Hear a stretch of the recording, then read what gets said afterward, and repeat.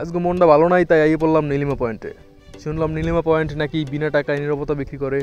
আসলে ওই জম্মের নীরব জায়গাটা এখানে সেক্খা মানুষ ছাড়া আয় না, কারণ কোনো সুস্থ মানুষের পক্ষে এত নীরবতা হওয়া সম্ভব না। এখানে আইলে আপনারা কি কি দেখতে পারবেন আজকে এটাই দেখামো ভিডিও দেয়। এই আপনি প্রথম আইলেই এরকম একখান চেয়ার দেখতে পাইবেন, একখান না আশেপাশে হাজার হাজার চেয়ার আছে। আমার হোগাটা পদার্পণ করবেন, করার পর আপনি এখানে বইয়া নীরবতা ডালিয়ে দেবেন প্রকৃতির সাথে। এছাড়াও আপনি এখানে চারদিকে চোখ মিললে তাকাইলে ব্যাটকাইয়ে তাকাইলেই আপনি দেখতে পারবেন এরকম একখান গোল টেবিল, যে গোল টেবিলে আপনি বইয়া যে কোনো রাজনৈতিক আলাপ আলোচনা করতে পারবেন, তা আপনি যে কোনো রাজনৈতিক দলের হন না কেন। রাজনৈতিক দল ছাড়া এছাড়াও আপনি জাতাভিত্তে মরাভিত্তে বিয়া বনবাদ এরপর মুসলমানি যে কোনো অনুষ্ঠান করতে পারবেন, এনে খাওয়ান খাইতে পারবেন এবং প্রকৃতির সাথে উদ্যাতে আপনার মন মানসিকতা বিলিয়ে দিতে পারবেন।